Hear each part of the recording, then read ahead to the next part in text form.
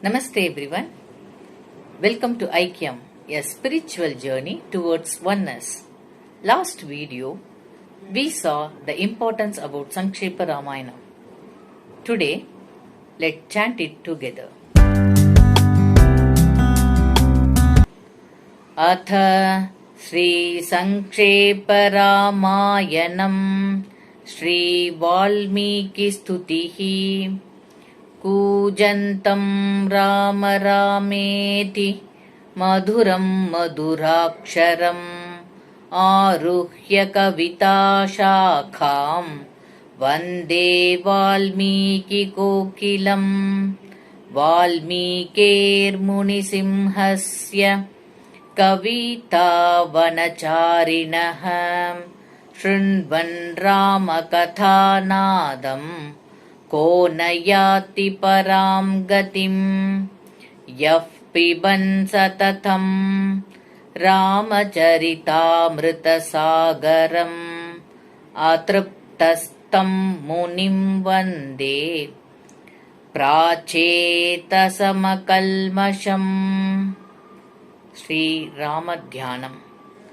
वैदेही सहितं सुरद्रुमतले हैमे महामण्डपे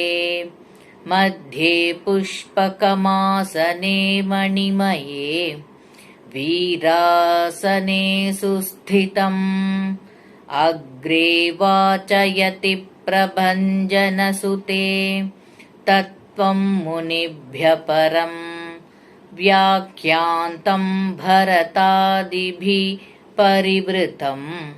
रामं भजे श्यामलम्. तपस्वाध्यायनिरतं तपस्वी वाग्विदाम्बरं नारदं परिपप्रच्छ वाल्मीकिर्मुनिपुङ्गवम् कोऽन्वस्मिन् साम्प्रतल्लोके गुणवान् कश्च वीर्यवान् धर्मज्ञश्च कृतज्ञश्च सत्यवाक्यो दृढव्रतः चारित्रेण च को युक्तः सर्वभूतेषु को हितः विद्वान् कः समर्थश्च कश्चैकप्रियदर्शनः आत्मवान् को जितक्रोधो द्युतिमान् को न सूयकः कस्य बिभ्यति देवाश्च जातरोषस्य संयुगे एतदिच्छाम्यहं श्रोतुं परं कौतूहलं हि मे महर्षे त्वं समर्थोऽसि ज्ञातुमेवं विधं नरम्. श्रुत्वा चैतत्त्रिलोकज्ञो वाल्मीकिर्नारदो वचः श्रूयतामिति चामन्त्र्य प्रहृष्टो वाक्यमब्रवीत् बहवो दुर्लभाश्चैव ये त्वया कीर्तिता गुणाः मुने वक्ष्याम्यहं बुद्ध्वा तैर्युक्तः श्रूयतां नरः. इक्ष्वाकुवंशप्रभवो रामो नाम जनैः श्रुतः नियतात्मा महावीर्यो द्युतिमान् धृतिमान् वशी बुद्धिमान् नीतिमान् वाग्मी श्रीमान् शत्रुनिबर्हनः विपुलांसो महाबाहुः कम्बुग्रीवो महाहनुः महोरस्को महेश्वासो गूढचतुररिन्दमः आजानुबाहुः सुशिराः सुललाटः सुविक्रमः समः समविभक्ताङ्गः स्निग्धवर्णः प्रतापवान् पीनवक्षा विशालाक्षो लक्ष्मीवान् शुभलक्षणः धर्मज्ञः सत्यसन्धश्च प्रजानां च हिते रतः यशस्वी ज्ञानसम्पन्नः शुचिर्वश्यः समाधिमान् प्रजापतिसमः श्रीमान् धाता रिपुनिषूदनः रक्षिता जीवलोकस्य धर्मस्य परिरक्षिता रक्षिता स्वस्य धर्मस्य स्वजनस्य च रक्षिता वेदाङ्गतत्त्वज्ञो धनुर्वेदे च निष्ठितः सर्वशास्त्रार्थतत्त्वज्ञः स्मृतिमान् प्रतिभानवान् सर्वलोकप्रियः साधुः अदीनात्मा विचक्षणः सर्वदाभिगतः सद्भिः समुद्र इव सिन्धुभिः आर्यः सर्वसमश्चैव सदैव प्रियदर्शनः स च सर्वगुणोपेतः कौसल्यानन्दवर्धनः समुद्र इव गाम्भीर्ये धैर्येण हिमवानिव विष्णुना सदृशो वीर्ये सोमवत्प्रियदर्शनः कालाग्निसदृशक्रोधे क्षमया पृथिवी समः धनदेन समस्त्यागे सत्ये धर्म इवापरः तमेवं गुणसम्पन्नं रामं सत्यपराक्रमं ज्येष्ठं श्रेष्ठगुणैर्युक्तं प्रियं दशरथः सुतं प्रकृतीनां हितैर्युक्तं प्रकृतिप्रियकाम्यया यौवराज्येन संयोक्तुम् ऐच्छत्प्रीत्या महीपतिः तस्याभिषेकसम्भारान् दृष्ट्वा भार्याथ कैकेयी पूर्वं दत्तवरा देवी वरमेन मयाचत विवासनं च रामस्य भरतस्याभिषेचनम् स सत्यवचनाद् राजा धर्मपाशेन संयतः विवासयामास सुतं रामं दशरथः प्रियम् स जगामवनं वीरः प्रतिज्ञामनुपालयन् पितुर्वचननिर्देशात् कैकेय्याः प्रियकारणात् तं व्रजन्तं प्रियो भ्राता लक्ष्मणोऽनुजगामः स्नेहाद्विनयसम्पन्नः सुमित्रानन्दवर्धनः भ्रातरं दयितो भ्रातुः सौभ्रात्रमनुदर्शयन् रामस्य दयिता भार्या नित्यं प्राणसमाहिता जनकस्य कुले जाता देवमायेव निर्मिता सर्वलक्षणसम्पन्ना नारीणामुत्तमावधूः सीताप्यनुगता रामं शशिनं रोहिणी यथा पौरेरनुगतो दूरं पित्रा दशरथेन च शृङ्गिवेरपुरे सूतं गङ्गाकूले व्यसर्जयत् गुहमासाद्य धर्मात्मा निषादाधिपतिं प्रियम् गुहेन सहितो रामो लक्ष्मणेन च सीतया ते वनेन वनं गत्वा नदीस्तीर्त्वा बहूदकाः चित्रकूटमनुप्राप्य भरद्वाजस्य शासनात् रम्यमावसथं कृत्वा रममाणा वने त्रयः। देवगन्धर्वसङ्काशाः तत्र तेऽन्यवसन् सुखम् चित्रकूटं गते रामे पुत्रशोकातुरस्तदा। राजा दशरथः स्वर्गम् जगाम विलपन् सुतम् मृते तु तस्मिन् भरतो वसिष्ठप्रमुखैर्द्विजैः नियुज्यमानो राज्याय नैच्छद्राज्यं महाबलः। स जगाम वनं वीरो रामपादप्रसादकः गत्वा तु स महात्मानं रामं सत्यपराक्रमम् अयाचद्भ्रातरं रामम् आर्यभावपुरस्कृतः।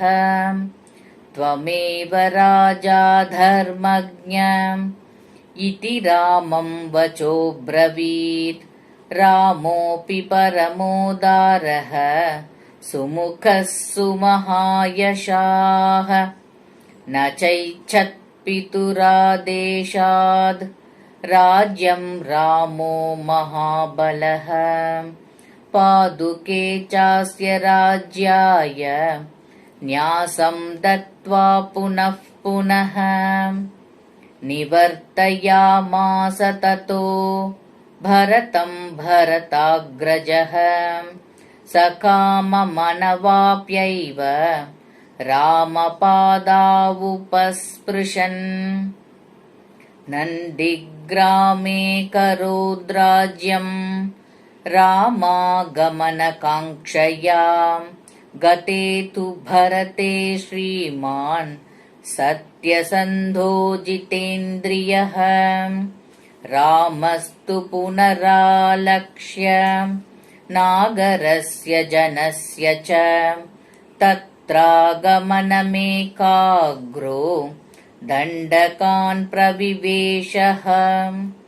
प्रविश्यतु महारण्यम् रामो राजीवलोचनः। विराधं राक्षसं हत्वा शरभङ्गं ददर्शः।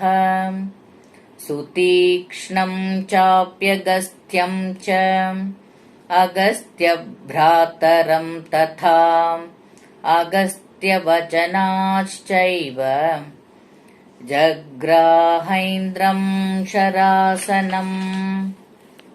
खड्गं च परमप्रीतः तूणी चाक्षयसायकौ वसतस्तस्य रामस्य वने वनचरैः सह। ऋषयोऽभ्यागमन् सर्वे वधायासुररक्षसाम् स तेषां प्रतिशुश्राव राक्षसानां तदा वने। प्रतिज्ञातश्च रामेण वधः संयति रक्षसाम् ऋषीणामग्निकल्पानां दण्डकारण्यवासिनाम्। तेन तत्रैव वसता जनस्थाननिवासिनी विरूपिता शूर्पणखा राक्षसी कामरूपिणी। ततः शूर्पणखा वाक्याद् उद्युक्तान् सर्वराक्षसान् खरं त्रिशिरसं चैव दूषणं चैव राक्षसम्। निजघानरणे रामः तेषां चैव पदानुगान् वने तस्मिन्निवसता जनस्थाननिवासिनाम्। रक्षसां निहतान्यासन् सहस्राणि 14। ततो ज्ञातिवधं श्रुत्वा रावणः क्रोधमूर्च्छितः सहायं वरयामास मारीचं नाम राक्षसं वार्यमानः सुबहुशो मारीचेन स रावणः न विरोधो बलवतां क्षमो रावणतेन ते अनादृत्य तु तद्वाक्यं रावणः कालचोदितः जगामसह मारीचः तस्याश्रमपदं तदा तेन माया विना दूरम् अपवाह्य नृपात्मजौ जहार भार्यां रामस्य गृध्रं हत्वा जटायुषं गृध्रं च निहतं दृष्ट्वा हृतां श्रुत्वा च मैथिलीम् राघवः शोकसन्तप्तो विललापाकुलेन्द्रियः ततस्तेनैव शोकेन गृध्रं दग्ध्वा जटायुषं मार्गमाणो वने सीतां राक्षसं सन्ददर्शः गबन्धं नाम रूपेण विकृतं घोरदर्शनं तं निहत्य महाबाहुः ददाग स्वर्गतश्च सः स चास्य कथयामास शबरीं धर्मचारिणीं श्रमणां धर्मनिपुणाम् अभिगच्छेति राघवम् सोऽभ्यगच्छन् महातेजाः शबरीं शत्रुसूदनः शबर्या पूजितः सम्यग् रामो दशरथात्मजः पम्पातीरे हनुमता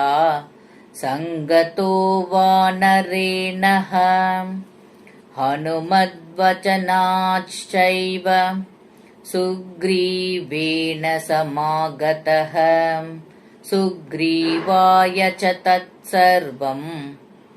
संशद्रामो महाबलः आदितस्तद्यथावृत्तं सीतायाष्टविशेषतः सुग्रीवश्चापि तत्सर्वं श्रुत्वा रामस्य वानरः चकार सख्यं रामेण प्रीतश्चैवाग्निसाक्षिकम् ततो वानरराजेन वैरानुकथनं प्रति रामायावेदितं सर्वं प्रणयाद्दुःखितेन च प्रतिज्ञातं च रामेण तदा वालिवधं प्रति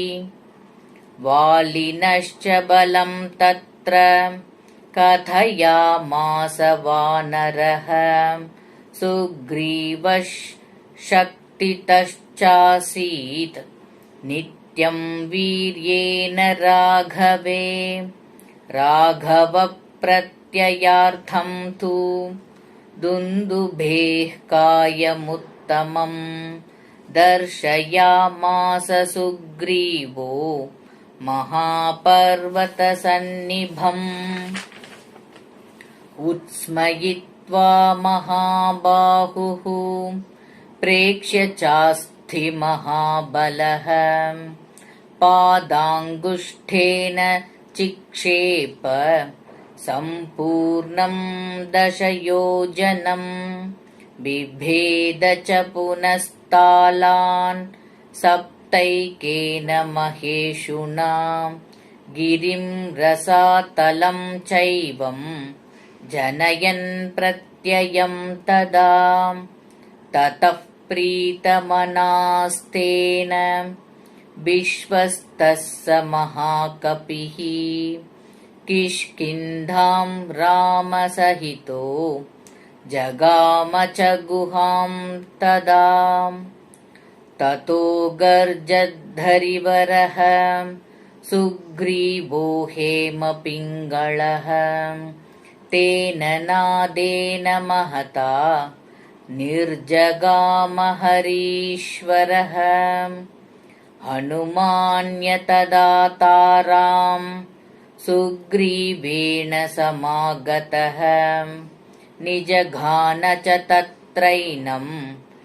शरेणैकेन राघवः ततः सुग्रीववचनात् हत्वा वालिनमाहवे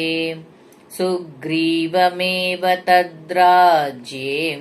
राघवः प्रत्यपादयत् स च सर्वान् समानीय वानरान् वानरर्षभः दिशः प्रस्थापयामास दिदृक्षुर्जनकात्मजां ततो गृध्रस्य वचनात् सम्पातेर्हनुमान् बली शतयोजनविस्तीर्णं पुप्लुवे लवणार्णवम् तत्र लङ्कां समासाद्य पुरीं रावणपालितां ददर्श सीतां ध्यायन्तीम् अशोकवनिकां गतां निवेदयित्वाभिज्ञानं प्रवृत्तिं विनिवेद्य च समाश्वास्य च वैदेहीं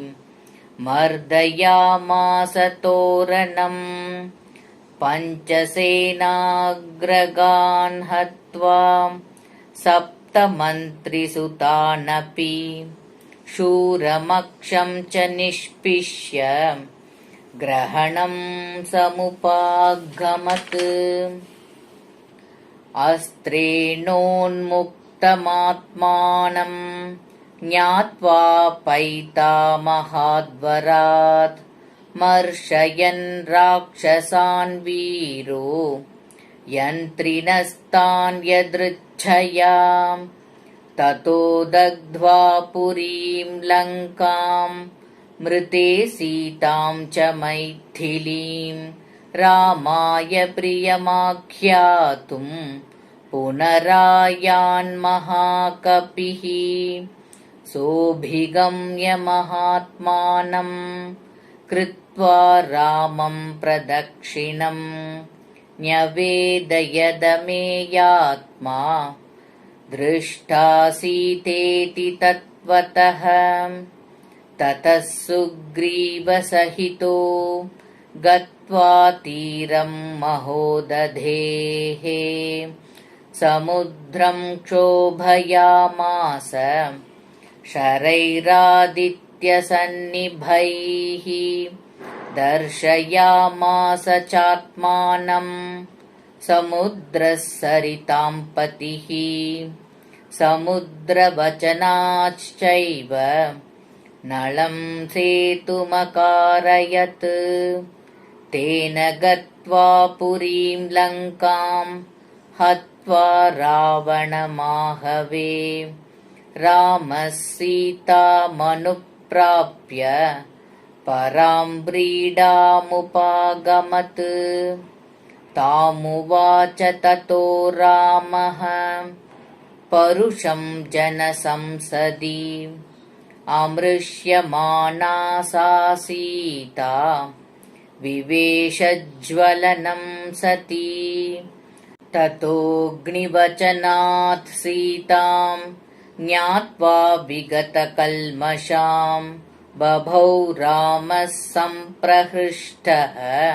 पूजितः सर्वदैवतैः कर्मणा तेन महता त्रैलोक्यं सचराचरम् सदेवर्षिगणं तुष्टं राघवस्य महात्मनः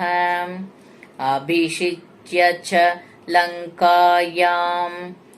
राक्षसेन्द्रं विभीषणं कृतकृत्यस्तदा रामो विज्वरः प्रमुमोदः देवताभ्यो वरं प्राप्य समुत्थाप्य च वानरान् अयोध्यां प्रस्थितो रामः पुष्पकेन सुहृद्वृतः भरद्वाजाश्रमं गत्वा रामः सत्यपराक्रमः भरतस्यान्तिके रामो हनुमन्तं व्यसर्जयत् पुनराख्यायिकां जल्पन् सुग्रीवसहितस्तदा पुष्पकं तत्समारुह्य नन्दिग्रामं ययौ तदा नन्दिग्रामे जटां हित्वा भ्रातृभिः सहितो नगः रामः सीतामनुप्राप्य राज्यं पुनरवाप्तवान् प्रहृष्टो मुदितो लोकः तुष्टः पुष्टः सुधार्मिकः निरामयो ह्यरोगश्च दुर्भिक्षभयवर्जितः न पुत्रमरणं किञ्चित् द्रक्ष्यन्ति पुरुषाः क्वचित् नार्यश्चाविधवा नित्यं भविष्यन्ति प्रतिव्रताः न चाग्निजं भयं किञ्चित् नाप्सुमज्जन्ति जन्तवः न वातजं भयं किञ्चित् नापि ज्वरकृतं तथा न चापि क्षुद्भयं तत्र न तस्करभयं तथा नगराणि च राष्ट्राणि धनधान्ययुतानि च नित्यं प्रमुदिताः सर्वे यथा कृतयुगे तथा अश्वमेधशतैरिष्ट्वा तथा बहुसुवर्णकैः गवां कोट्ययुतं दत्त्वा ब्रह्मलोकं प्रयास्यति असङ्ख्येयं धनं दत्त्वा ब्राह्मणेभ्यो महायशाः राजवंशाञ्छतगुणान् स्थापयिष्यति राघवः चातुर्वर्ण्यं च लोकेऽस्मिन् स्वे स्वे धर्मे नियोक्ष्यति 10 वर्षसहस्राणि 10 वर्षशतानि च रामो राज्यमुपासित्वा ब्रह्मलोकं गमिष्यति इदं पवित्रं पापघ्नं पुण्यं वेदैः सम्मितं यः पठेत् रामचरितं सर्वपापैः प्रमुच्यते एतदाख्यानमायुष्यं पठन् रामायणं नरः सपुत्रपौत्रः सगणः प्रेत्य स्वर्गे महीयते पठन् द्विजो वागृषभत्वमीयात् स्यात्क्षत्रियो भूमिपतित्वमीयात् वणिक्जनः पण्यफलत्वमीयात् जनश्च शूद्रोऽपि महत्त्वमीयात् इत्यार्षे श्रीमद् रामायणे वाल्मीकिये आदिकाव्ये श्रीमद्बालकाण्डे श्रीरामायणकथासङ्क्षेपो नाम प्रथमः सर्गः समाप्तम्।